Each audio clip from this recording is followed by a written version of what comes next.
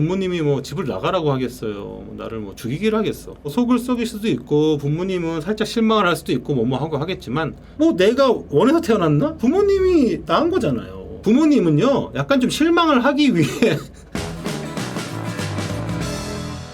김풍의 고민 상담소. 이렇게 고민들이 많나 싶을 정도로 너무 많은 분들이 전에 침펄풍 했을 때보다 고민이 더 많아요. 그걸 추려서 오늘 일단은 10개 정도를 여러분들하고 같이 얘기 나누고 하는 시간 가지면 어떨까 생각이 듭니다. 예. 좋아요. 이 누구죠? 네. 정말 소시적이네요. 지금은 찾아볼 수 없어. 있겠지, 골격은. 어딘가 이 숨어 들어가 있을 거예요. 지금은 이제 피하 지방이라든가 뭐 이런 거에 지금 뒤덮여가지고 안 보이는데 보정도 안 한 사진이에요. 이 악물고 한번 다이어트 하면 여러분 진짜 깜짝 놀랍니다. 내가 여러분 너무 놀랄까봐 내가 안 하는 거예요. 그러면은 시작하도록 하겠습니다. 첫 번째 고민 사연부터. 열정이 사라진 백수. 안녕하세요. 30대 백수입니다. 대학 다니면서 세계여행, 해외봉사, 인턴, 교환학생 등 미친듯이 나다녔습니다. 졸업 후에는 대기업에 들어가서 실력도 인정받았고요. 일을 오래 하다 보니 공부도 다시 해보고 싶어서 해외 대학원에서 전공을 바꿔서 석사 학위를 취득했습니다. 이것저것 10년 이상 쉴 새 없이 하다 보니 하고 싶은 것이 사라졌어요. 현재 여태껏 모아둔 돈으로 2시쯤 일어나 삼각김밥 먹고 롤 하다가 새벽 4시에 자는 삶을 6개월째 살고 있습니다. 문제는 스스로 한심하다는 생각이 들기 시작했습니다. 이제 슬슬 결혼도 해야 하는데 마음가짐을 어떻게 다잡을 수 있을까요? 전무님께서도 이 길 저 길 다양하게 살아오셨으니 좋은 조언 주시면 감사드리겠습니다. 지금 투수 초보자다. 이분은 가소롭다. 할 수 있지. 여러분도 같은 고민을 했잖아요. 근데 해외에서 석사까지 받으시고 사실 마음을 다잡고 뭘 한다라는 게 본인이 갑자기 되는 게 아니에요. 갑자기 어느 날 나는 마음가짐을 다잡았으니까 어떻게 하겠다 이러면 사실 이런 고민을 할 필요도 없지. 그리고 이렇게 하게끔 사회가 돌아가고 있어요. 뭐 예를 들자면은 저 어렸을 때만 해도 슈퍼마켓이 한 300m 정도는 가면 슈퍼마켓이 있다 정도면은 그래도 멀지 않은 편이에요. 그러니까 모든 것들이 꽤 먼 거리를 걸어 다녀야 됐어요. 지금은 사실 아파트에 편의점이 없어? 어떻게 된 거야? 라고 이상하게 생각하잖아요. 이 세상 자체가 아무것도 안 하고 누워서 배달하고 집에서 게임하고 뭐 이렇게 해도 전혀 불편함이 없는 시대가 돼가지고 이분만의 어떤 그 고민이 절대 아닙니다. 지금 뭔가 움직이고 뭐 한다라는 사람들이 오히려 특이한 거 아닌가? 나는 그렇게 생각해요. 근데도 하긴 해야죠. 하긴 해야 되고, 왜냐면은 해야지 미래가 있으니까 어쩔 수 없어요. 내가 어떻게 해야지 이 동기가 생기느냐인 건데, 저 같은 경우는 사실 30대 때 그냥 홍대 백수로 4년 정도는 제가 백수였어요. 백수. 아무것도 안 하고 그냥 놀던 그냥 사람이야. 홍대를 거닐다 보면은 술집이 많잖아요. 얼마나 홍대에서 싸돌아다녔으면은 모든 술집마다 한 자리씩은 다 지인이 있어. 걷다가 지인이 있으면 거기다가 술 먹는 거야. 술 먹다가 잠깐 나오면 또 저쪽 가면 또 저쪽에 또 지인들이 있네? 또 가서 술 먹어. 이런 삶을 살았던 거. 그리고 술 먹으러 가면은 대부분 다 백수고 또 다. 예술 쪽하고 음악 쪽하고 뭐 미술하고 다 있지만 대부분 백수예요. 돈이 어딨어. 그러니까 술을 먹으러 가면은 술은 무조건 N빵. 부담이 없으니까 어떻게 돼? 더 먹어. 안 먹으면 손해야. 그리고 심지어 나보다 형들도 꽤 많았어요. 형들이 있으니까 왠지 안심돼. 저 형들도 미래가 좀 불투명한데 행복하게 웃고 있네. 행복하게 웃으면서 술을 마시고 있네? 다행이다. 약간 이런 거 있잖아요. 여러분들이 약간 좀 이제 뭐 트위치나 이런 데서 이제 스트리밍 하시는 분들인데 뭔가 좀 나랑 비슷한 느낌이다. 또는 유튜버라든가. 근데 그분이 갑자기 잘 돼. 학교에서 먹이업으로 성장한다? 배신감 느껴, 갑자기. 뭐지? 나랑 다를 바 없던 녀석이 갑자기 왜 나보다 잘 돼? 여기서 갑자기 오는. 딴 얘기 했고요. 죄송합니다.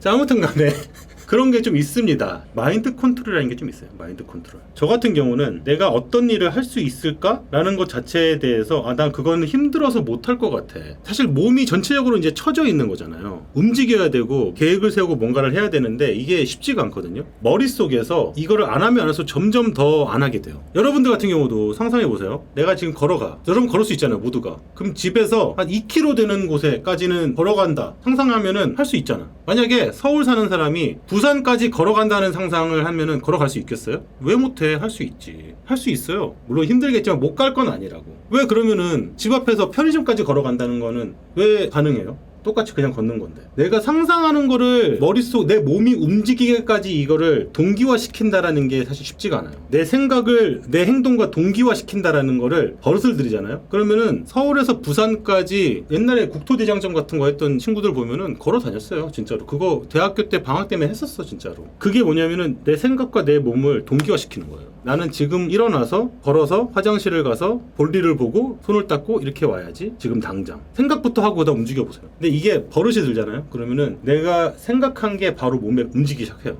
근데 이런 사람들이 특이한 사람이 아니야. 물론 이제 몸에 이제 그게 좀 익숙해지고 밴 사람들이 좀 있기는 해요. 근데 그 사람들도 원래부터 그랬던 건 아니거든. 얼마 전에 그 빠니보틀님이랑 같이 라면 꼰대를 같이 찍었는데 진짜 나도 에너지가 많은 사람이 생각했는데 와 진짜 못지 않아요. 굉장한 에너지 갖고 있는 사람이. 자기가 생각하면 그냥 바로 움직이더라고. 생각을 움직이는데 좀 약간 너무 생각을 안 하고 움직이는 거 아닌가 싶을 정도로 너무 그냥 막 몸이 바로 가는 거야. 그 정도로 내 몸과 내 생각을 좀 동기화가 시킨다라는 게 좀 된다면은 지금 고민을 해주시는 분도 조금씩이라도 몸을 움직이고 가장 좋은 건 사실 움직이는 거예요. 좀 걷는 거. 걷는 게 아무것도 아닌 것 같죠? 최고예요. 하루에 일어나서 한 30분이나 걸어보세요. 정말. 매일마다 걸으면서 생각을 해보세요. 저도 그런 식으로 해서 머리가 복잡하거나 내가 일을 하기 싫고 이럴 때는 많이 좀 걷습니다. 좀 걸어요. 여러분들 좀 걸으세요. 걸으면서 들을 수 있잖아. 자, 다음 사연 보겠습니다. 온라인 게임 속 인연. 안녕하세요, 김풍 회원님. 저는 현재 93년생으로 아주 어릴 적부터 꾸준히 온라인 게임을 하고 지냈습니다. 지금까지 수백 명의 랜선 친구들과 어울리다가 연락이 끊기기도 하며 그 와중에 서로 호감이 생겨 연애로 이어지는 경우도 많았지요. 풍 회원님도 어릴 적 번개팅 하셨다는 썰을 재밌게 들었습니다. 그런데요, 온라인 게임 속에서 만난 우정은 대체로 좋은 경험이 되었지만 연애는 항상 실패였습니다. 가장 최악의 경우는 나이와 본명을 비롯하여 수많은 거짓말을 일삼던 사람이었죠. 현실의 연애도 무척이나 어렵지만 온라인에서 시작된 연애는 상대방을 검증하지 못한다는 이유로 부작용이 참 많은 것 같습니다. 오프라인에서라면 많은 정보를 미리 알고 그 사람에 대해 파악할 수 있지만 온라인에서는 멋 모르고 호감을 쌓아버려 연애를 시작하는 경우도 많고요. 각설하고 저는 오랜만에 저에게 호감을 보이는 게임 유저와 알콩달콩 연락하며 지내고 있습니다. 하지만 이제는 의문이 듭니다. 정말 이 사람을 믿고 오프라인 만남을 가져도 될까? 이 사람과 과연 좋은 연애가 가능할까? 지금 끊어내는 게 현명한 게 아닐까? 언제쯤 이런 걱정 없이 사람을 대면할 수 있을까? 온라인에서 사람 만나지 마라. 최소 이 정도는 충족했을 때 만나봐라 하는 기준을 정해주시면 감사드리겠습니다. 인스타그램이나 어플로 만나는 건 논외로 해주셨으면 합니다. 인스타그램은 사생활과 인맥이 많이 노출된 훈훈한 남녀가 만나서 사귀는 경우가 많고 어플은 애초에 목적을 위한 만남인 경우가 많으니까요. 게임 속 랜선 연애는 서로를 탐색하고 천천히 호감을 쌓는 자만추랍니다. 혹시 성별이 반영되는 안건이라면 저는 여성입니다. 그래요. 어떤 생각으로 이게 자만추라고 하는지는 잘 알 것 같아요. SNS는 사람의 관계를 맺고 싶다라는 걸 대놓고 하는 게 이제 SNS잖아요. 근데 이제 게임이나 이런 거 같은 경우 사실 목적은 연애라든가 어떤 우정이 아니야. 게임의 어떤 퀘스트를 깨는 거예요. 근데 거기에서 만났으니까 사실상 여기에는 뭔가 내가 좀 순수함이 그 안에 들어가 있는 것 같은 느낌도 들고 그런 느낌이 좋은 거죠. 굳이 예를 들자면은 독서실에서 만나는 똑같은 사람인데 클럽에서 만나면 왠지 싫어. 근데 같이 도서관에서 만났어. 뭔가 이거 느낌 너무 좋아. 같이 공부를 하는 어떤 그런 자리에서 우연히 만났으니까. 하지만 클럽은 서로를 어떤 이성의 어떤 관계로 바라보기 위해서 만나는 곳이기 때문에 여기는 좀 아니야. 이런 느낌으로 생각을 하시는 것 같아요. 네. 근데 이렇게 머릿속에서 생각을 갖는 것이 저는 뭐 나쁘다고 생각하진 않아요. 그것이 저도 마찬가지였으니까 어떤 식으로 만나느냐가 좀 되게 중요하다고 생각도 하거든요. 그냥 내 기분이거든. 내가 이 사람을 대할 때 이런 기분으로 만나고 싶은 거예요. 근데 여러분들이 예를 들면 뭐 사랑을 한다, 연애를 한다, 누구를 좋아한다, 뭐 이런 거 있잖아요. 이런 감정 같은 게 그 사람 때문일까? 저는 그렇게 생각하지 않습니다. 그 사람을 만날 때 내 감정입니다. 내 감정이 어떻게 시작을 했느냐에 따라서 상대방은 그대로인데 그 사람과의 관계가 더 특별하게 느껴지기도 하고 별거 아니기도 하고 그렇게 되는 경우가 많아요. 콩껍질이 상대방한테 씌운 게 아니야. 나한테 씌운 거야. 내 거라고요. 이게 벗겨졌다. 상대방이 변한 게 아니라니까. 내가 벗겨진 거야. 그걸 아셔야 돼요. 그러니까 어떤 이성을 만나거나 뭐 친구를 만나거나 할 때 내가 제일 편한 상황은 게임 속인 거야. 내가 편한 상황에서 상대방을 대하게 되니 상대방한테 조금 더 어떤 호감을 느낄 수도 있는 거고 뭐 그런 거겠죠. 나는 왜 게임 속에서 이성을 편안하게 느낄까? 라고 한번 접근해 보는 거죠. 나는 왜 그럴까? 나는 그리고 오프라인에서 만나는 것 자체에 대해서는 왜 약간 좀 긴장감이 들거나 거부감이 들까? 결국은 나한테서 답을 충분히 찾을 수가 있거든요. 조금 더 확장해서 얘기를 하자면은 오프라인에서 만나도 마찬가지예요. 제가 여러분들하고 지금 대하잖아요. 그럼 저라는 사람은 지금 진짜일까요? 가짜일까요? 물론 진짜죠. 진짜인데 여러분들하고 지금 고민 상담을 하고 침투부의 전무로서 앉아있는 제 모습을 여러분한테 보여드리는 거예요. 저는 지금 그 가면을 쓴 채 여러분들을 보여드리는 거라고. 거짓이라는 게 아니라. 그러니까 저는 충분히 그 역할로서 여러분들하고 대하고 있는 겁니다. 또 집에 가면 또 저는 뭐 한 아이의 아버지로, 남편으로 뭐 여러 가지 가면을 갖고 여러분들하고 대화를 나누겠죠. 그거 똑같다고 보시면 돼요. 온라인에서는 갖고 있는 거를 진짜일 것이다 라고 생각할 필요까지는 없다는 거예요. 온라인에 있는 거는 그냥 거기에 그 사람의 모습 중에 하나겠거니 라고 생각을 하는 거죠. 누군가에 대해서 사람 경험이 적을수록 쉽게 더 내 마음을 많이 주게 돼요. 사람은 누구나 그렇게 될 수밖에 없어. 그러니까 어렸을 때 친구나 가장 먼저 접하는 게 누구야? 부모님. 그런 사람들을 처음 만났을 때는 내가 그 사람들한테 되게 큰 신뢰를 갖게 돼요. 근데 그 친구가 나 말고 다른 친구랑 더 재밌게 노네? 그럼 분노가 들고 배신감이 들어. 이런 게 이제 사람의 마음이라는 거죠. 아, 난 이래서 사람들하고 만나면 안 돼. 아, 나는 배신감 들어. 인간관계를 단절해야겠어. 라고 생각할 필요까지는 없다. 나 역시 누군가에게는 약간 좀 실망을 줄 수 있는 사람이 될 수도 있는 거고 서로가 다 그런 게 가능한 거예요. 가장 좋은 거는 사실 내가 단단해지는 거고 누굴 만났는데 실망을 한다는 것 자체는 좋게 생각해서 하나의 경험치를 하나 얻는 겁니다. 아, 또 실망을 했네? 아, 왜 실망했을까? 아, 내가 이 사람을 너무 이렇게 봤나 봐. 물론 나쁜 사람일 수도 있겠지만 대부분은 그냥 그 사람의 어떤 그 모습인데 그 모습에 내가 좋은 면만 봤던 거야. 양면이라는 게 있잖아요. 항상. 예를 들면은 뭔가 이 사람은 침착한 사람이야. 너무 신중하고 마음에 들어. 근데 왜 이렇게 느려 터졌어? 속 터지게. 속 터지고 느려 터지니까 침착한 거거든.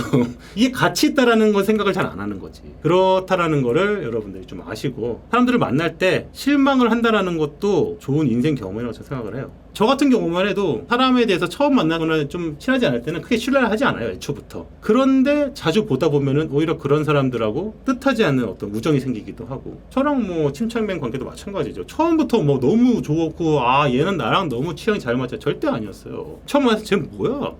이게 다 이거였다고. 호민이랑 만날 때도 쟤 뭐야? 서로 다 이거였어. 그러다가 계속 보고 오랫동안 같이 하는 어떤 시간을 갖다 보면은 이게 이제 우정이 되고 그런 거 아니겠습니까? 그땐 대머리 아니었어요. 그때는 머리가 있었다고요. 가르마도 탔어. 심지어 가운데 가르마 타고 다녔어요. 주우민 작가. 자, 다음 사연 더 보도록 하겠습니다.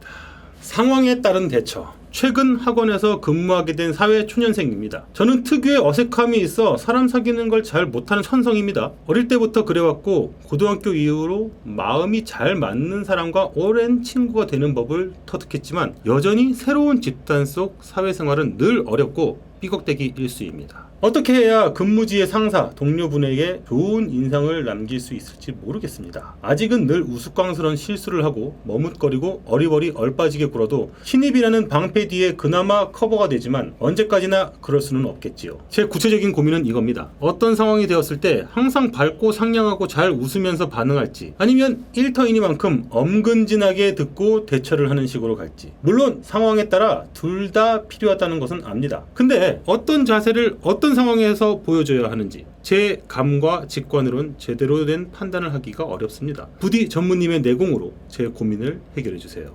누구나 할 수밖에 없는 고민이에요. 저도 이거를 겪어봤고 경험도 많이 해봤고 지금 저를 보십시오. 지금 침착맨이 없는 방송에 이렇게 앉아가지고 혼자서 방송을 하고 있어요. 이게 지금 제가 방송을 많이 했고 익숙해졌으니까 이렇게 하지 경험이 별로 없었으면 제가 이렇게 하고 있었을까요? 그건 여러분들이 아마 제 침투부 진짜 옛날에 학고 시절에 같이 했던 그때 제 모습을 보시면 아마 아실 거예요. 아 억텐이다 뭐 노잼이다 별 얘기 되게 많았거든요. 어쩔 수 없지. 내가 이걸 안 해봤고 하다 보니까 익숙해진 거예요. 이제는 아 이런 텐션이고 나도 이제 이게 감이 온 거지. 겪어본 거니까. 그런 고민을 한다는 것 자체가 사실상 너무 솔직한 고민이라고 봐요. 이거를 속으로 숨기는 경우가 많거든요. 어색해. 아마 제일 좋은 거는 되게 나이브한 표정을 짓는 게 최고거든요. 어떤 거에서 당황하지 않고 한호흡 쉬고 대답해주고 뭔가 이런 거 있잖아요. 생각 안 나는 사람이 이러느냐. 생각 안 날 때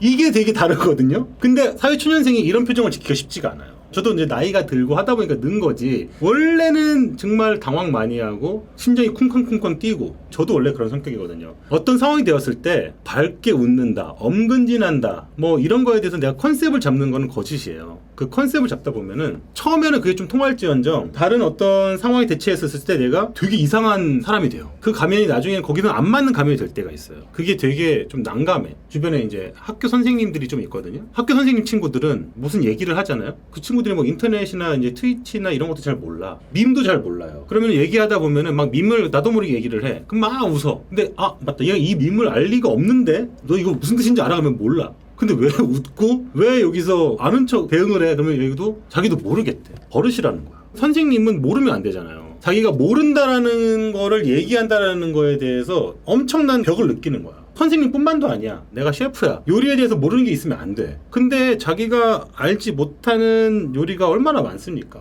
그러면 그거가 나왔을 때 너무 당황해. 그런 게 어쩔 수가 없어요. 사실상 어떤 상황이나 이런 거에 대처를 한다고 했을 때 가장 좋은 거는 그냥 솔직하게 가는 게 제일 좋아요. 그냥 그 모습, 아 저 잘 몰라가지고요, 이런 것도 괜찮아요. 오히려 그게 솔직하지. 그리고 예를 들면은 뭐 내가 뭐 팀장이야, 윗사람이야 라고 하더라도 모르는 게 얼마나 많겠어요. 처음 겪어본 일이 한두 개이겠냐고, 나이가 들어도. 그러면은 같이 고민을 해주는 거예요. 나 옛날에 이거 배웠던 것 같은데 진짜 모르겠는데 나 좀 알려주면 안 돼? 윗사람이 이렇게 얘기하면요, 밑에 사람은요 오히려 더 편하게 대하거든요. 그러니까 그런 부분에 대해서 본인이 일단 고민한다는 것 자체가 저는 되게 큰 발전 가능성이 있다고 보고요. 내가 어떤 표정을 지을지에 대해서 굳이 거기에 얽매이지 않았으면 좋겠고, 한 가지 팁과 스킬을 드리자면은 얘기할 때 약간 좀 뒤로 몸을 빼세요. 이렇게 빼고 있으면은 자기도 모르게 약간은 한 호흡을 좀 천천히 움직일 수 있게 돼. 이렇게 되게 되면은 좀 자연스럽게 내가 얘기할 수 있는 약간 시간도 좀 벌 수도 있고, 표정 같은 것도 좀 숨길 수도 있고, 그런 게 좀 있거든요.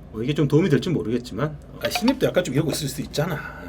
이거 가지고 뭐라고 하기 있어? 아니면 아예 또라이 같은 컨셉도 나쁘지 않아요. 저는 사실 또라이였거든요. 회사 다닐 때. 아, 저 새끼 원래 저래. 저는 호불호가 좀 있는 타입이에요. 저를 사람들이 느끼기에. 근데 그거에 대해서 아, 나는 모두가 좋아하는 사람이 돼야 돼 라는 생각을 애초부터 하지 않거든요. 그냥 싫은 사람은 떨어져 나가겠지 뭐. 이런 어떤 미움받을 용기 좀 기르면 어떨까. 다음 사연 보도록 하겠습니다. 피자계의 평양냉면. 안녕하세요 전무님. 전무님의 피자계의 평양냉면 영상 때문에 고통받고 있는 개청자입니다. 저희 집은 건강을 위해 배달 음식을 한 달에 4번으로 제한하고 있습니다.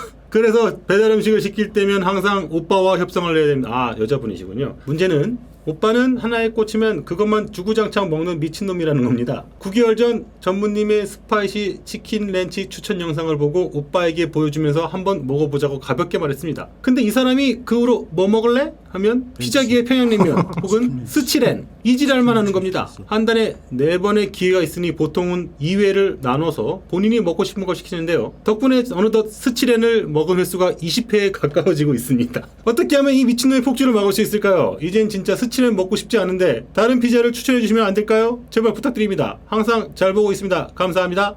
어떡하지? 이거 알아버렸잖아. 스치렌 맛을 알아버린 사람을 어떻게 되돌려? 그리고 한번 스치렌으로 가면은 돌아갈 수가 없어, 솔직히 얘기해서. 그게 이제 문제인 거예요. 돌아갈 수 없는 강을 건넌 겁니다. 한 달에 4번으로 제한하고 있는 거를 부모님을 설득해서 5번이나 6번 정도로 좀 늘려달라 라고 하는 게 오히려 더 쉽지 않을까? 아니면은 다른 피자를 추천해달라고 하는데, 저 같은 경우는 스치렌밖에 안 먹어서 내가 이거 뭐라고 얘기해줄 수가 없네. 나도 진짜 내가 다른 걸 내가 안 시켜 먹어요. 고민 상담 여기서 막힙니다. 아, 스치렌 말고 다른 거를 지금 내가 뭐라고 얘기하지? 아, 큰일 났네. 케첩 발라 먹으면 안 돼요, 스치렌에다가? 아, 나 진짜 어쩔 수 없습니다. 둘 중에 한 분이 분가를 해야 됩니다. 독립을 하셔서 지금 못다이로 한을 푸시기 바라겠습니다. 다음 사연 보도록 하겠습니다. AI의 침범 이대로 괜찮은가? 안녕하세요 전무님. 저는 일반 제조업 연구직에 종사하는 한국인입니다. 최근 연구 트렌드는 인공지능, 머신러닝, 딥러닝, AI 인공신경망 등의 키워드가 각광을 받고 있습니다. 그런데 저는 회의적인 입장입니다. 이성적으로는 제 업무 편의성과 회사의 이익을 위해선 AI가 발전이 되어야 된다고 생각하지만 닭 잡는데 소 잡는 칼을 들 필요가 있는가? 너무 펑션에 익숙해져 사태가 점점 인간의 존재를 스스로 가볍게 만드는 것 같아 걱정입니다. 최근 들어 온라인 커뮤니티에서 키워드를 몇 개의 단어만 입력하면 AI가 알아서 그 느낌이 나도록 그림을 그려주는 시스템이 등장해서 놀라움을 주었는데요. 많은 사람들이 예술의 영역은 AI가 침범하지 못할 것이라고 예측을 하였습니다만 허무하게도 그 예측은 빗나가게 되었습니다. 한때 그림을 그리셨고 글을 쓰셨고 음식을 개발하셨던 종합예술 그 자체,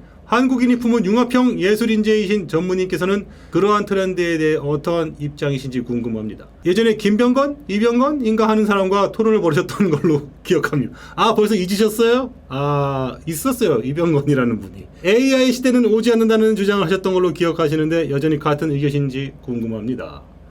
저도 이거 해봤습니다. 이거 미드저니라고 해가지고 좀 놀랐어요. 솔직히 얘기해서. 내가 한 거로 보여줄게. 그냥 텍스트로 이런 그림을 그려줘라는 걸 하잖아요. 그러면 그 그림이 실제로 만들어져요. 제가 입력한 게 뭐였냐면은 서울 전쟁이 일어나는 거였어요. 서울 전쟁. 4개의 그림 중에서 마음에 안 들면 또 로테이션 시킬 수 있거든요. 기가 막히죠. 서울 같아 진짜로. 이거 AI가 그렸다니까 이거를.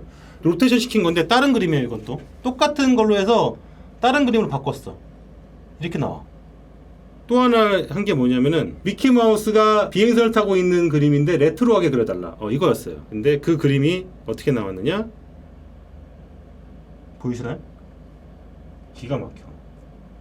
또 하나가 미래 스타일의 귀여운 사이버 키티와 바트 심슨이 서로 싸우는 모습, 뭐 이런 걸 내가 했던 것 같아. 바트 심슨은 아직 그게 없나 봐, 별로 그 데이터가. 그래서 약간 바트 심슨 조금 애매하게 나왔지만 키티는 꽤 그럴싸하게 나왔어.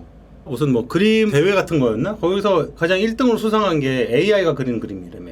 그걸 숨기고서는 내보냈는데 알고 봤더니 AI가 그린 거다라고 해가지고서는 이거를 뭐 탈락시키느냐 마느냐라고 했는데 그냥 대상을 주기로 했다고. 우리가 이제 먹고 살 일이 없어졌다. 인간의 영역까지 넘어왔구나 라고 생각을 하겠지만 사실 저 이거 보면서 놀라운데 어떤 생각을 했냐면은 내가 그 상상을 하는 것 자체가 사실상 노동이고 일이 필요해. 그러면은 예를 들면은 뭐 회사에서 어떤 디자인적인 어떤 작품이 필요해요. 뭔가 디자인을 해줘야 돼 내가 디자이너로서. 그러면은 여러 가지 시안을 보내줘야 되잖아요. 이런 거 저런 거 할 때마다 하나씩 통과되지도 않을 시안을 밤새서 하고 있는 거. 시안 10개 중에 하나가 될까 말까거든요. 그럼 사실 이게 비효율적이지 않아요? 나머지 9개는 어차피 탈락이야. 버리는 거야. 다시 쓸 수 없는 거잖아. 비효율적인 거야. 근데 이제는 그 비효율적인 거를 안 해도 되는 거야. 이걸로 해가지고 몇 개 정도의 시안을 보여주고 이걸 가지고 내가 디벨롭 해가지고 해주면 되는 거거든. 이용을 할 수 있는 거지. 전반적으로 다 모든 퀄리티가 올라갈 거야 앞으로. 간판이든 디자인이든 이 수많은 어떤 그런 것들이 기하급수적으로 앞으로 발전을 할 것이다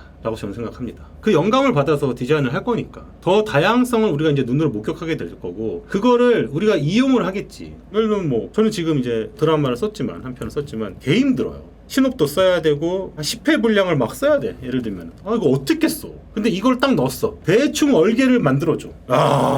최고지 않아? 그 AI가 써주는 거야. 앞에 그 대략적인 신호를 꽤 그럴싸하게. 그럼 그거 받아가지고 내가 이제 거기다 내 아이디어를 첨언하는 거지. 누구나 쓸 수 있는 게 되는 거야. 글이라는 것도. 디자인도 누구나 할 수 있게 되는 거고. 요즘에 유튜브가 이렇게 세상에 나와가지고 모두가 다 유튜버가 된 세상이 됐잖아. 카메라 만들고 편집을 하고 이거 전문가 영역이었다고. 이거 다 하잖아요. 좀만 배우면은. 모두가 다 이런 영역으로 간다는 거지. 절대 겁먹지 마시고 저는 어떤 것들이 나올지 저는 이제 그게 기대가 될 뿐입니다. 빨리 왔으면 좋겠어요. AI 침범 얼른 해라. 침범 대환영. AI 시대는 옵니다. 예, 오긴 오지만 그래도 인간을 따라갈 수 없어. 인간은 AI가 온다 하더라도 그거 이용하고 잡아먹을 수 있는 존재들이야. 난 그렇게 생각합니다. 인간은 그런 존재예요. 예, 다음 사연으로. 직장에 다니게 된 공시생. 안녕하세요 풍디. 제가요 얼마 전에 계약직으로 직장을 다니게 되었는데 문제가 하나 있습니다. 그건 바로 가족들을 모르고 있다는 것이죠. 저는 원래 공시를 준비하고 있었는데요. 살다가 생긴 인맥으로 여기저기 부르는 곳이 많아 상반기엔 일하러 다녔습니다. 저한테 온 제안이 조건이 나쁘지 않아서 일하게 되었습니다. 하지만 그러다 보니 공부에 소홀하게 되었더군요. 올해 농사 망친 기분이기도 합니다. 만약 가족들이 알게 된다면 많이 실망할까요? 지금이라도 얘기하는 게 맞을까요? 건강보험 때문에 언젠간 들킬 것 같은데 안 들키는 방법은 없을까요? 풍디의 고견을 여쭙고 싶습니다. 그러네요. 건강보험이 회사에 들어가면 들게 되잖아요. 4대 보험에. 근데 얘가 빠졌네? 뭐야 얘 빠졌지? 건강보험이 딴 데서 나간다고? 딱 걸리죠? 예. 그러니까 이제 이게 뭐냐면은 가족이라는 것 자체에 대해서 우리가 생각을 할 필요가 있어요. 우리는 사실 유난히도 가족 중심 사회인 것 같아요. 어쩔 수 없어. 예를 들면은 모르는 사람이 부모한테 잘하는 모습을 보고 칭찬해줘. 그지 않아요? 다른 사람의 가족을 자기가 잘하든 말든 그걸 왜 우리가 칭찬을 해? 그렇잖아. 약간 효라든가 어떤 그 부모와의 자식의 어떤 위계질서, 어떤 예의 범절 문화가 있죠. 우리 자체가 갖고 있는. 그게 한국인이기도 하고 진짜로. 그런 것들 때문에 그런데 생각해보면은 부모님의 존재는 우리가 잘 되기를 바래요. 잘 된다라는 게 뭘까요? 돈을 많이 벌고 그것도 좋죠. 근데 저도 이제 아이를 낳아서 키우다 보니까 느끼는 건데 얘가 돈을 많이 벌고 사람들한테 존경을 받고 사실 이게 나는 지금은 모르겠어요. 감이 안 와. 그거가 행복한 것만은 아니라는 건 제가 겪어봐서 알게 됐거든요. 중요한 건 뭐냐면 행복해야 돼요. 난 얘가 행복했으면 좋겠어. 돈이 많으면 행복하다? 그럼 돈 많이 벌면 되겠지. 근데 꼭 돈이 많다고 행복한 건 아니거든요. 스트레스를 많이 받으면은 돈을 많이 번다 한들 행복하지 않을 수가 있어. 그러니까 부모님은 사실상 내가 행복했으면 좋겠다. 근데 사실 부모님도 행복이 뭐야 라고서는 가르쳐 주지를 못해요. 본인들도 이게 행복이 아닐까? 라는 짐작으로 하지만 이미 세대가 너무 달라. 부모님과 나의 세대가 너무 다르단 말이에요. 행복의 기준도 달라요. 그러면은 사실상 그거에 대해서 부모님하고 내가 다른 존재라는 거를 생각할 필요가 있어요. 저 같은 경우는 삼수를 할 때 학원을 안 다녔어요. 학원비를 몰래 삥땅 쳤습니다. 부모님이 나를 학원을 보내는 이유는 무엇일까? 대학을 보내기 위해서. 그렇다면은 대학을 가기 위해서 공부를 잘하고 성적이 잘 나오면 되잖아. 부모님은 내가 대성학원에 가서 앉아 있는 거를 원하는 게 아닙니다. 내가 대학을 들어가는 걸 원하는 거죠. 그럼 나는 그 돈을 받아서 즐겁게 나의 유흥으로 쓰고 스트레스를 풀고, 사실 제가 삼수 정도 하게 되면은 공부하는 방법을 스스로 터득합니다. 아, 나는 이렇게 공부를 해야 되는 스타일이라는 걸 알아요. 학원을 안 가도 돼 굳이. 국립도서관, 과천도서관 뭐 이런 데 도서관들이 많아. 공짜거든요. 아침 일찍 가면은 좋은 자리 맡을 수 있어요. 네, 그런 데 가가지고 공부를 합니다. 더 공부를 하게 돼. 왜냐? 나는 이 돈을 삥땅 쳤잖아.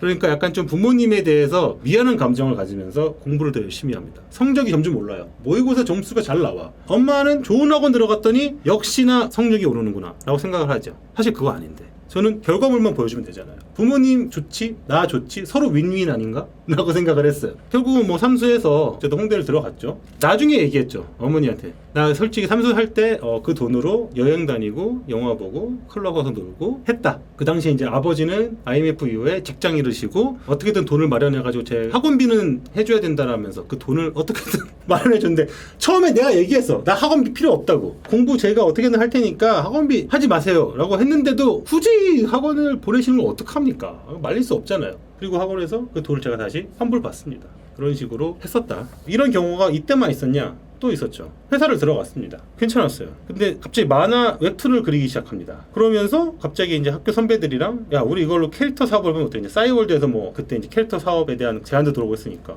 그러려면은 설득을 해야 돼요. 부모님은 한 번도 사업이라는 걸 해본 적도 없으셨고, 그리고 아버지는 IMF 때 다니던 직장에서 사장이 도망치는 바람에 거의 덤태기를 쓰셨어요. 지금은 아닌데 그 당시만 해도 공동으로 책임을 지는 거가 있어요. 연대보증이 있어요. 연대보증. 가세를 줄여가지고 이사를 간 적이 있었는데, 그러니까 이제 얼마나 무섭겠어요. 내가 이제 사업을 벌인다고 하면은. 그러니까 부모님한테는 그런 얘기를 안 했죠. 아예 애초부터 꺼내질 않았습니다. 그렇게 해서 나름 잘 됐으니까. 또 그리고 이제 제가 아까 얘기했지만 30살 넘어서 나 다시 웹툰 할래 라고 나왔는데, 막상 웹툰 할래니까 너무 막막하고 막연하고 한 4년 동안을 백수로 지냈거든요. 백수로 지내는 동안에 부모님은 당연히 제가 회사를 잘 운영하고 잘 다니는 줄 알고 계셨죠. 거짓말을 했습니다. 4년 동안을 속였어. 중요한 거는 부모님을 안심시키는 거다. 걱정을 해봤자 내가 나아지는 건 없잖아요. 솔직하게 얘기해봤자 나아지는 건 없다고요. 그 이유에 말씀드렸습니다. 그때 아무 일도 없이 막연하게 좀 있었습니다. 근데 본인이 지금 보면은 공시 준비를 하시다가, 사실 공시라는 거는 안정적인 직장을 준비를 하고 있는데 계약직으로 직장을 다니게 됐다라는 건, 사실 계약직도 정직원이 아니니까 좀 불안감이 있죠. 그러니까 이제 그게 그동안 자기가 걸어왔던 길이고 부모님이 원하고 가족들이 원하는 어떤 그 길인데, 그걸 내가 대신하고 다른 걸 하게 된 거야. 이때만큼은 이미 내가 선택을 했잖아요. 선택을 했다면은 여기에 올인이야. 그래서 자꾸 왜 뒤를 자꾸 돌아봐?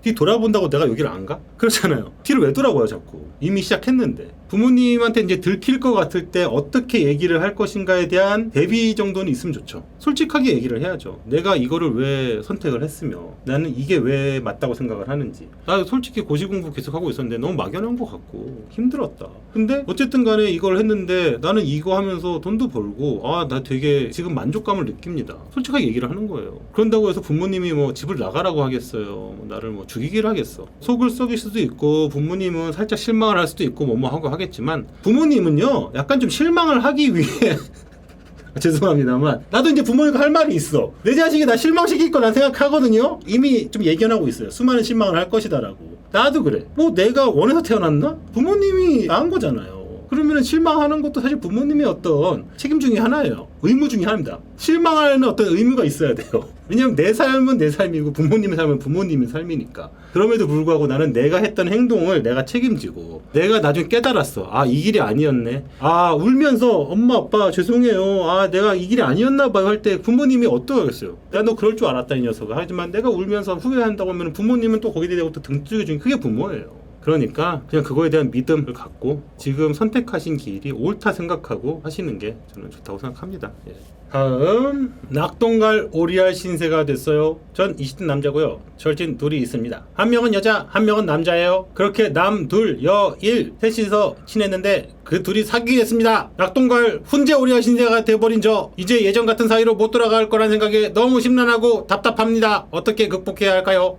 그동안 나는 셋이서 똑같은 어떤 비율로 그냥 하나의 인간으로 남녀를 떠나서 우정을 쌓고 있다 생각을 했었어. 근데 가만히 있어봐. 그럼 그때 둘이 같이 옷을 입고 왔지 하니까 커플룩이었나? 왜 나한테 먼저 가라고 그랬지? 아 뭐야 둘이 따로 영화 보려고 그랬던 거야? 뭔가 이런 생각들이 퍼즐이 맞춰져. 자기가 그동안에 아니겠지 했던 것들이 이제 맞춰지면서 그 순간 뭔가 막 자괴감이 빠직빠직 들거든요. 아, 이 생각이 들면서 그때 엄청난 이 배신감이 들거든. 갑자기 어느 날 둘이 사귀게 될 리가 없잖아. 그동안 계속 어떤 시그널이 있었겠지. 당연히 예전 같은 사이로는 절대 못 돌아갑니다. 예전 같은 사이는 이제 없어요. 왜냐? 둘이서 계속 사귀어도 문제고 둘이 헤어져도 문제예요. 이 셋의 커뮤니티는 이제 끝났습니다. 세상의 커뮤니티는. 이렇게 생각하시면 돼요.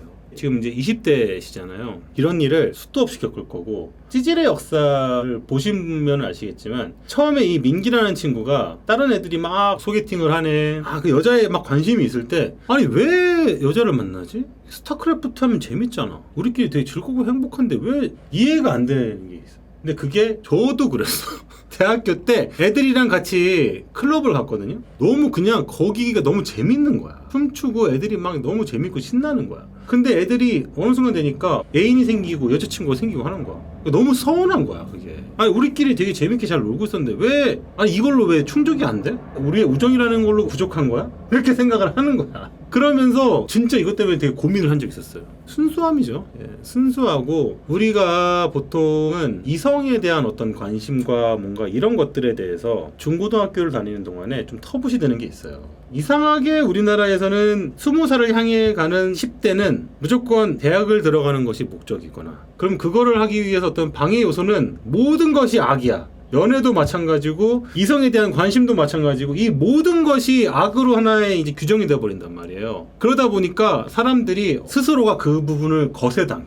이성에 대한 관심도 거세가 당하고 모든 게 거세당해. 피가 끓는 청춘인데 그런 것들에 대해서 거세를 당하게 되면 어떤 인상이 보내되냐면은 그러니까 뭐 둘 중에 하나겠지. 이제 그게 이상한 데서 터지거나 그게 아니면 정말 거세를 당해서 내가 그냥 착하고 순진하고 순수한 어떤 그런 하나의 그냥 20살짜리 성인으로 되어 있는 경우가 꽤 많이 봐요. 근데 이제 그런 친구들 같은 경우도 보면은 여리여리하고 착해 다. 그런데 세상은 그렇지가 않잖아. 안 그런 애들하고 같이 있다 보면은 적응이 안 돼. 심지어 내가 싫다고 느껴. 야, 우리끼리 이렇게 재밌게 게임하고 우리 롤 같은 거 하고 얼마나 재밌냐. 이성에 왜 관심을 가져야 되냐라고 스스로가 그걸 이상하게 여기는 거야. 근데 사실 그게 인간으로서 갖게 되는 당연한 정서거든요. 이성에 관심을 갖고 누군가를 좋아하게 되고 그런 마음을 갖게 되는 당연한 건데 그래서 저는 이제 지금 사연을 보내신 분의 이 마음이 충분히 이해가 돼요. 근데 그게 깨어날 거예요. 그걸 깨어나야 되고. 다음 완성이라는 기준이 뭘까요? 안녕하세요. 웹툰 작가 진망생입니다. 다른 직장에 다니고 있지만 웹툰 작가가 꿈이어서 퇴근 후 그리고 주말에 그림 그리는 연습을 하고 있는데 문제는 웹툰을 그리지 않는다는 것입니다. 그림이 부족하다고 생각해서 그림을 크로키도 하고 일러스트 그리고 이거저거 그리는데 웹툰만 그리지 않는다는 것입니다. 생각해둔 스토리와 재미있는 이야기가 많은데 글로 써둔 것도 많은데 콘티를 짜지 않는다는 것입니다. 사실 어떻게 콘티를 짜도 다음 단계로 넘어가기가 살짝 무서운 것 같습니다. 다른 웹툰 작가는 일주일에 어떻게 완성하는지 정말 대단한 것 같습니다. 물론 프로들은 다 어시쓰겠지만 쓸데없는 이야기는 집어치우고 제 고민은 어떻게 웹툰을 완성시키느냐입니다. 콘티 짜고 러프하고 선왔다고 채색하고 명함하고 이런 이론은 알겠는데 본인이 이 정도가 완성이다 라는 것을 어떤 기준으로 잡는 것입니까? 김풍 작가님이라면 심은수 작가님 옆에서 웹툰을 완성시키는 기준을 많이 봐오셨을 테니까 좋은 대답이 나오시길 거라 생각합니다만 킹받지 말투가? 완성이라는 기준이 뭘까라는 것을 하기 전에 어떻게 하면 웹툰을 그리는 걸 시작할 수 있을까가 지금 먼저 질문이 돼야 될 것 같아요. 사실 웹툰이라는 것 자체는 이야기거든요. 이야기를 쓰는 거지 1러는 그림이죠. 두 개는 엄연히 다른 겁니다. 짬뽕에서 웹툰이 된 거지 둘은 엄연히 다른 영역이에요. 예를 들면은 이거죠. 요리를 하는 셰프님이 있고 그 셰프님이 요리를 하는 물고기가 됐든 농산물이 됐든 농부가 있고 어부가 있어.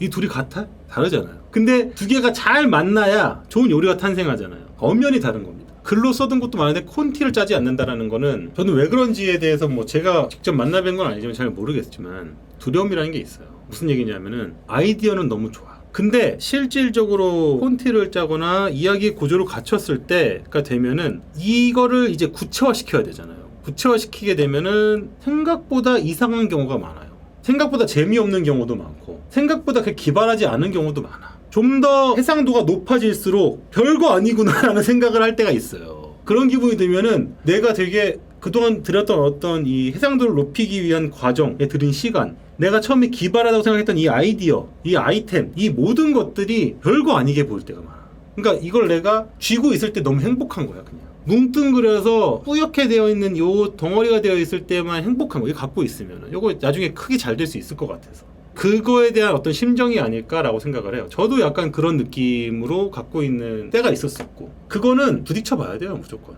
이거는 비단 뭐 웹툰에만 국한된 건 아닙니다. 그림을 그려서 잘 아실 텐데 그림도 그렇잖아요. 처음에 약간 대충 그렸을 때가 더 그럴싸해. 왜냐면은 내 머릿속에서는 이미 완성에 대한 상상을 어렴풋이 하거든요. 뿌옇게 되어 있는 저해상도의 사람을 보면은 잘생겨 보이고 예쁘게 보이고 막 그래. 왜냐면 나머지 내가 상상하잖아요. 근데 점점 해상도가 높아질수록 실망하게 되고 똑같은 거거든요. 그거에 대한 그 두려움을 넘어서는 게 필요하거든요. 그리고 내 이야기가 재미가 없을 수도 있다는 거 항상 전제하고 있어야 돼요. 근데 그거를 하다 보면은 어떤 게 생기냐면은 이야기를 완성시킬 수 있는, 끌고 갈 수 있는 재능이 생깁니다. 이야기를 끌고 갈 수 있는 이 능력, 이걸 갖고 있다라는 거는 이제 어떤 이야기를 만나도 나는 이제 이걸 완성시킬 수 있다라는 거에 대한 확신이 드는 거죠. 아까 전에 했던 예를 고스란히 여기도 또 적용을 하겠습니다. 자, 상상해 보세요. 지금 집에서부터 출발해 가지고 1km 밖에 있는 지하철역까지 걸어간다는 걸 상상했을 때 걸어갈 수 있어요, 없어요? 걸어갈 수 있어요. 1km 정도는 내가 걸을 줄 아니까. 내가 거기를 한 번도 안 가본 길을 하더라도 지도를 보면 내가 갈 수가 있어. 왜냐? 나는 걸어봤으니까. 그러니까 거기에 대해서 내가 아무런 준비를 할 필요도 없어. 그냥 일어나서 걸으면 되는 거야. 아무 생각할 필요가 없어요. 똑같이 적용이 되는 겁니다. 계속 써보고 하다 실패하더라도 계속 어쨌든 간에 마무리를 지어보잖아요. 이거를 마무리 짓는 거는 마치 내가 처음 가는 길을 걸어가는 것처럼 아무 일도 아니야. 그거는. 그런 생각을 하시면서 그 다음 단계 넘어가는 거를 넘어가십시오. 그걸 깨야 돼요. 그래야지 웹툰 작가가 됩니다. 네.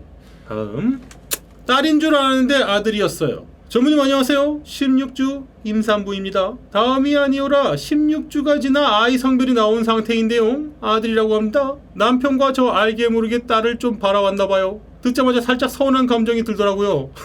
공주 옷도 입히고 싶고 나중에 커서 딸이랑 친구처럼 지내는 로망이 있었던지라. 물론 아들도 너무 예쁘긴 하겠지만 살짝 서운한 감정이 들어 전무님께 아들의 사랑스러움과 아들의 장점을 듣고 싶어서 사연을 보내게 되었습니다. 전무님의 꾀리 자랑을 들려주세요. 저도 똑같았거든요. 저도 딸인 줄 알고 딸로 마음을 먹고 있었죠. 저랑 처랑. 그랬다가 아들로 바뀐 거예요. 뒤늦게 형성이 되는 경우도 있다고 하더라고요. 아, 약간 이제 마음속에서는 내 딸을 잃어버린 기분이. 그리고 약간 낯선 아들이 나타나는 그런 기분이었어, 진짜로. 그랬는데 이제 막상 태어났어요, 아이가. 미칩니다. 이게 뭐 아들, 딸이라고 해서 뭐 아들의 특별 장점이 있다 뭐 이런 건 잘 모르겠어요. 잘 모르겠지만 그냥 아이가 딱 태어났는데 이게 내 눈이 쫙 열리는 거야. 애가 없을 때만 해도 비혼주의다 보니까 그냥 나 혼자 살다 나 혼자 죽으면 그만이지, 이 생각을 하고 살았어요. 가족이 생기고 아이가 태어났어요. 아이가 태어나면 이제 이 아이는 나보다 어쨌든 오래 살 거 아니에요. 근데 이 아이가 심지어 나랑 닮았어. 그리고 이 아이가 나를 보고 웃네? 이 아이의 세상의 전부는 나야. 정말 동기화가 돼요. 동기화. 기저귀를 매일같이 갈고, 똥기저귀 갈고, 밥 먹이면은 막 트림 시켜주고, 이 귀찮은 행동을 남의 아이였으면 못했어. 근데 이게 나라고 생각하니까 하게 되는 거야. 안 귀찮아. 안 귀찮게 느껴지는 어떤 그 놀라운 나를 발견하게 됩니다. 그래서 눈이 이제 미래로 가는 거예요. 그동안 미래라는 게 없었다가 미래가 눈에 쫙 펼쳐지는 거예요. 여지껏 살면서 느껴보지 못했던 감정이라는 거를 느껴보게 됐고, 야, 이걸 안 느껴보고 죽었다면 나 어떡할 뻔했을까 싶을 정도로 굉장한 거라 생각합니다. 그리고 제가 아무래도 나이가 좀 들어서 결혼해서 더 그럴 수도 있어요. 내 삶이 이제 좀 권태롭고 이런 와중에 이제 새로운 친구가 생겼잖아요. 나만 바라보는. 또 어쩔 수 없이 제가 또 새로운 걸 배울 수밖에 없잖아요. 사람은 언제나 내가 서툴고 배우게 될 때 젊음을 되찾게 되거든요. 완전히 이게 초보다 보니까, 육아 초보다 보니까 그동안 딱딱해졌던 머리가 다시 날랑말랑해지고, 이 모든 것들이 이 아이를 통해서 내가 얻게 된다? 너무 땡큐다. 너무 고맙다. 아이가 왜 어른의 스승인지 이제 알 것 같습니다. 근데 아들이라 그런지 모르겠는데 얘를 보면은 머리가 되게 커요. 어깨랑 머리는 거의 이렇게 일자형처럼 보이는 것 같아. 몸도 두껍기도 해요. 근데 팔이 좀 길어. 거의 저랑 똑같은 체형입니다. 모르겠어. 남들이 봐도 까와이한지 모르겠는데 나는 너무 까와이해. 사실 요즘에 그렇잖아요. SNS나 뭐 어떤 이제 사회가 우리가 남들의 어떤 기준에 맞춰서 살잖아요. 이제 남들이 봐서 행복하다, 남들이 봐서 부러워한다, 남들이 봐서 좋겠다, 남들이 봐서 이쁘다, 잘생겼다, 어떤 이런 기준에 나도 마찬가지로 세상을 바라보게 되고 나만의 것을 점점 잃어버리잖아요. 나는 이게 좋은데, 나는 이게 가치 있다 생각하는데 잃어버려요. 근데 내 자식만큼은 남들이 못생겼는데 뭐 할 수 있어 속으로는. 근데 나한테 너무 예쁜 거야. 나만의 가치를 부여할 수 있는 존재. 이거는 그 누구가 뭐라고 해도 부정할 수가 없는 거야. 그런 새로운 가치관이라는 것도 또 배우게 되고. 자, 다음 보겠습니다. 술자리 센스 있게 내빼는 법. 안녕하세요. 난 늦게 대학 간 새내기 만학도올시다. 다름이 아니고요. 사회생활을 하다 보면 자꾸 술자리를 해야 될 일이 생기더라고요. 근데 저는 어릴 적부터 내향형 인간이라 너무 지칩니다. 체력 이수 때문에 잠을 하루에 10시간 정도 자야 피로가 풀리는데 힘들더라고요. 근데 주변에서 서운해하는 것도 있고 또 새로운 사람을 만나 얼굴을 트기에 술자리만 한 것도 없는 것 같은데 고민입니다. 원래 성격과 맞지 않는 광대짓도 술자리에서 많이 하게 되는데 이것도 다음날 좀 후회하곤 합니다. 흑흑. 술자리 거절을 유쾌하게 거절하는 방법을 여쭤봅니다. 행복하세요. 거절을 한다고 해도 미안해, 야, 나 진짜 술이 좀 힘든데, 그렇게 얘기를 해도 뭐라고 하진 않을 것 같거든요. 굳이 유쾌하게 거절을 한다라는 거에 집착하실 필요는 없지 않나. 그리고 좀 더 근본적인 얘기를 하자면은 얼굴을 트기에는 좋죠. 술자리가 치트키예요. 빨리 친해질 수 있어, 진짜로. 근데 그게 당연한 건 아닙니다. 그걸로만 만난다라고 한다라는 거는 절대 있을 수가 없는 일이고, 유쾌한 거절 방법은 없어요. 오히려 유쾌하게 거절하잖아요. 기분 나쁠 수가 있어요. 뭐지? 뭐 굳이 누가 꼭 나오래? 왜 자꾸 저렇게 뭔가 나올 것 같으면서 저렇게 뭔가 좀 저럴까? 오히려 알쏭달쏭하게 하는 것보다 진짜 미안한데 나 하루에 10시간 정도 자야 돼. 나는 그래야 좀 피로가 좀 풀린다. 진짜 너무 가고 싶은데 좀 이해를 해줘. 라는 어떤 그냥 솔직한 이야기를 했었을 때 그거 이해 못하는 사람이 어디 있습니까? 그리고 어느덧 그것이 자신의 어떤 캐릭터로 잡아지잖아요. 다음 술자리부터는 알아서들 얘기해줘요. 아, 야, 저 형은 좀 많이 자야 돼. 우리 그래 술 한잔 하자. 근데 오히려 이게 좀 편할 수가 있습니다. 내가 원할 때 갈 수 있거든요. 갑자기 이러다가 어느 날 술자리에 나도 쓱 껴요. 형 웬일이에요 지금 이 시간에? 이러면 야, 나 어제 잠 많이 자가지고 오늘 좀 괜찮다 컨디션. 오히려 더 반가워해. 어쩐 일인지 나와서 술자리에 와 있네? 반겨줘. 그렇잖아. 누가 불렀냐라니. 그런 거 아니에요. 형 피곤하지 않아. 안돼. 왔으면 반겨줘야지. 오히려 자기가 이걸 솔직하게 좀 얘기를 해서 아예 애초부터 나 약간 좀 이런 캐릭터입니다. 이해해 주세요라는 거를 좀 일찍 깔아줄 필요가 있어요. 학교 선생님을 좋아해요. 이제 오늘의 마지막 사연 되겠습니다. 안녕하세요 전무님. 저번 친펄풍 연애상담소에 보냈던 고민을 다시 보냅니다. 그때 채택이 안 됐나봐요. 저는 모 고등학교에 재학 중인 고3 학생입니다. 곧 수능이 얼마 남지 않은 시점 저에겐 엄청난 고민이 생겼습니다. 바로 연애에 관한 고민인데요. 고등학교 2학년 때부터 학교 선생님을 좋아하게 되었습니다. 2학년으로 올라오면서 제가 좋아하는 선생님께 담당하는 과목 점수가 다른 친구들에 비해 압도적으로 잘 나오며 자연스레 대화할 일이 늘었고 당연히 급속도로 어색함은 사라져갔습니다. 그러면서 선생님의 모교에 진학하기 위해 나름대로 치열하게 공부했고 수시 원서 접수 기간이 끝난 지금 저는 그 학교에 충분히 합격하고도 남을 정도의 성적을 만들어냈습니다. 대학교 가면 나중에 자신을 찾아오라며 밥을 사주시겠다는 약속을 하시기도 했습니다. 물론 대부분의 쌤들이 말씀하시는 스승의 날 약속 같은 느낌이긴 합니다. 제 고민은 여기에 있습니다. 내년에 과연 선생님께 제 마음을 표현해보는 것이 맞을까요? 아니면 친한 스승과 제자 사이로 남는 것이 나을까요? 너무 풋풋해. 지금 이 글을 내년에 눈 뜨고 보실 수 있겠어요? 나는 닮고 싶네. 내년에 이 방송을 다시 보실 수 있겠어요? 아, 이걸 보면서 나 되게 풋풋했다라고 생각하실지, 나 못 보겠어, 내가 저런 글을 왜 썼지? 이렇게 될지에 대해서 좀 되묻고 싶습니다. 네. 너무 제 얘기에 신경 쓰지 마세요. 네. 약간 좀 짓궂은 생각을 많이 하는 편이라. 일단은 선생님을 좋아한다라는 것 자체가, 이제 아까도 얘기했지만 10대는 연애나 어떤 이성에 대한 관심을 하면 그건 악의 근원이다 라고 치부하는 풍토가 있다 보니까, 그러면 이제 선생님한테 이제 눈을 돌리는 경우도 덜어 있습니다. 미술학원은 이런 경우 되게 많아요. 미술학원은 거기 자기 가르쳐주시던 선생님하고 연애를 하거나 또는 원장님하고 연애를 하고 결혼까지 하는 경우가, 저는 제가 아는 사람만 한 5커플 되는 것 같아요. 미대 입시가 특히나 그게 심해요. 왜냐하면은 대학교를 가는 지금 고3 학생이잖아요. 그때는 눈의 시야가 이렇게 옆으로 퍼져 있으면 안 되거든요. 시야가 이렇게 좁아야 돼. 경주마처럼. 이렇게 되는 상황 속에서 세상을 바라보다 보니까 호르몬 때문에 피는 끓겠고 관심은 가고 눈은 시야는 요렇고, 이러다 보면은 평소에 나답지 않는 눈이 넓은 시야에 내가 하지 않았을 어떤 이런 것들이 되게 특별하게 보일 때가 많고, 거기에 일부러 더 몰입하는 경우가 있어요. 이루어질 수 없는 사랑에 이렇게 마음을 쏟는 내 자신, 너무 갸륵해, 너무 순수해, 아름다워, 사랑이야, 이런 감정을 스스로가 더 부여하는 경우가 덜어 있습니다. 누구나 그런 게 있어요. 네, 누구나 그런 게 있고, 그런 것들을 이제 품고 있는 어떤 그런 마음이라는 거 저는 너무 좋다고 생각합니다. 문제는 이제 내년 대학을 만약에 갔어요. 갔는데도 이 마음이 변치 않으면 다행인데, 보통 변하거든요. 안 변해도 사실 문제야. 변하는 어떤 기회가 오기를 제가 좀 바랍니다. 막상 가고 이제 막 OT도 가고 MT도 가고 뭐 학교에서 조별 활동도 하고 밤새 작업하다가 옆에서 오빠 같이 우리 뭐 매점 갈래요? 같이 학식 먹다가 이러다가 내가 옛날에 그런 생각을 했어? 막 부끄러워, 막 이런 어떤, 이렇게 될 수도 있잖아. 근데 이제 표현을 하는 것은 말리진 않겠습니다. 결과는 본인이 책임을 지는 거니까. 그리고 선생님도 그거에 대해서 저랑 비슷한 생각을 하실 것 같아요. 귀엽습니다. 풋풋하고 여러분들 사랑들 많이 하세요. 네, 사랑을 해야 됩니다. 이렇게 해서 오늘 10개의 사연을 여러분들하고 이제 나눠봤고요. 어떠셨는지 모르겠네요. 네. 오늘 사실 어땠는지 모르겠습니다. 침착맨 없는 침착맨 방송을 한번 해봤는데 재밌었나요? 좀 뭐 부족한 점이 있었어도 여러분들이 이해를 해야죠. 여러분들이 이해를 안 하면 뭐 누가 이해합니까? 제가 이해할 수는 없잖아요. 그래서 여러분 또 한번 봬요. 안녕. 콩밥.